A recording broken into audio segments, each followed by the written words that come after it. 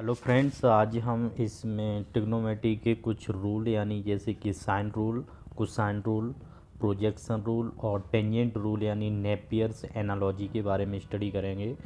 तो इसमें सबसे पहले हम आपको बता दें कि ये एक ट्रायंगल है, ठीक है ना। इस ट्रायंगल की तीन इंडिविजुअल साइड हैं। ए जो एंगल ए के सामने की साइड ए, एंगल बी के सामने की साइड बी, एंगल सी के सामने की साइड सी, ठीक है ना।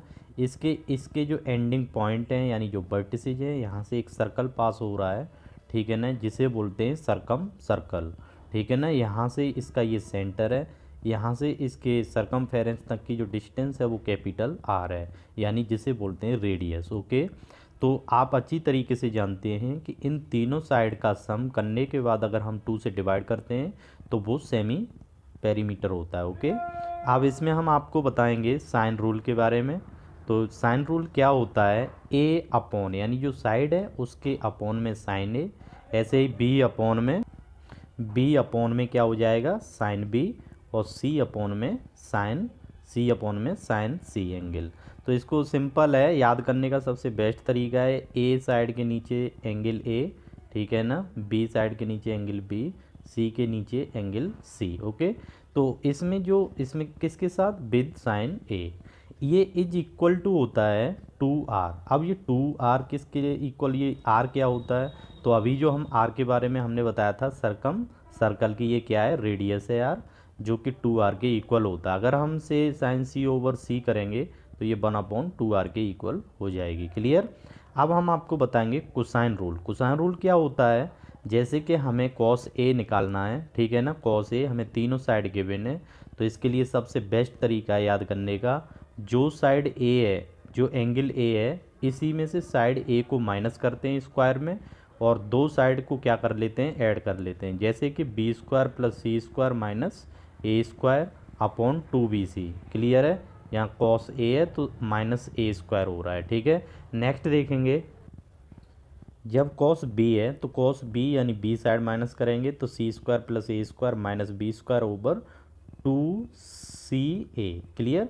इसी तरीके कॉस सी यानी कॉस सी एंगल के लिए माइनस सी स्क्वायर हो जाएगा, A square plus B square minus C square over 2ab, ठीक है ना। क्लियर हो गया। अब बताएंगे प्रोजेक्शन रूल। प्रोजेक्शन रूल में क्या होता है, जो साइड होती है, साइड ए जैसे हमें निकालनी है, हमें तीनों साइड गिवन है, दो एंगल गिवन है, ठीक है ना, यानी कि तीनों साइड गिवन है, दो एंगल गिवन है, उनमें से सॉरी ऐसे समझो, दो साइड गिवन है, जैसे बी और सी, उनके सामने के बी के सामने का एंगल गिवन है, सी साइड के सामने का एंगल गिवन है। तो हम साइड ए कैसे निकालेंगे, ठीक है, तो ए इज इक्वल टू लिखेंगे बी कॉस सी प्लस सी कॉस बी, ठीक है। मतलब जब बी है तब कॉस के साथ एंगल आएगा सी, और जब कॉस बी एंगल है तब साइड आएगी सी, और ए इक्वल टू, ठीक है। ऐसे ही सिमिलरली बी इक्वल टू हो जाएगा। तो एक बात याद रखना, ए ऐसे इसको याद करने का सबसे बेस्ट तरीका है, अगर मान लो यहाँ पे ए आ रहा है, ठीक है, तो यहाँ पर बी साइड आएगी, फिर यहाँ पर सी साइड आएगी, ऐसे याद कर लो। अब जब ये बी साइड है और सी है तो इनमें जब यहाँ बी है तो वहाँ पर कॉस सी आएगा, और यहाँ सी साइड है वहाँ पर कॉस बी आएगा। इसी तरीके से बी देखो एंगल बी ए सी, ओके, साइड हो गई। तो जब ए और सी साइड आ रही हैं तो ए के साथ एंगल कौन सा आएगा सी, और सी के साथ एंगल आएगा ए। क्लियर। ऐसे ही सी के साथ देखो सी ए बी, क्लियर, तीनों आ रही हैं, ए के साथ आएगा angle B plus B angle के साथ आएगा एंगल ए। तो अच्छी तरीके से समझ में आ गया होगा आपको इस प्रोजेक्शन रूल। अब बताते हैं आपको नेपियर एनालॉजी। नेपियर से एनालॉजी रूल को हम क्या बोलते हैं, टेंजेंट रूल भी बोलते हैं। तो इसको सबसे बेस्ट तरीका याद करने का, जब यहाँ tan A minus B upon 2 करेंगे एंगल, तो यहाँ पर याद रखना साइड आएगी ऊपर ए माइनस वी, नीचे साइड ए प्लस वी, और यहाँ पर हो जाएगा एंगल कॉट c/2। तो आप अच्छी तरीके से याद कर सकते हैं, यहाँ पर टेन और इज इक्वल टू मिलेंगे कॉट, इसका टेन का opposite cot A minus B, तो इसमें कौन सी साइड कौन सा एंगल छूट रहा है सी, तो यहाँ पर कॉट c/2 कर देंगे। क्लियर। अब यहाँ पर क्या हो जाएगा, यहाँ पर ए माइनस वी तो साइड ए माइनस वी, और एक बार ए प्लस वी से डिवाइड कर देंगे। क्लियर।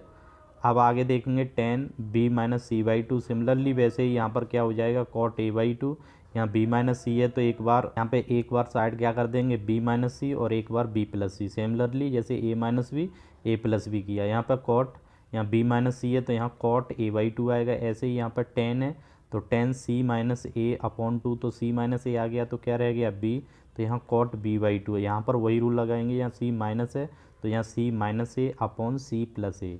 क्लियर हो गया। जब हमें c और c मतलब एंगल तीनों गिवन हो और हमें मतलब साइड गिवन है c और a, तो उसमें किस तरीके से कॉन्सेप्ट अप्लाई करते हैं ये बात आप अच्छी तरीके से समझ में आ गया होगा आपको। तो ये नेपियर्स एनालॉजी रूल है। ओके, तो ये हमारा वीडियो यहीं फिनिश होता है, और अच्छा वीडियो लगा तो लाइक करें। Thank you.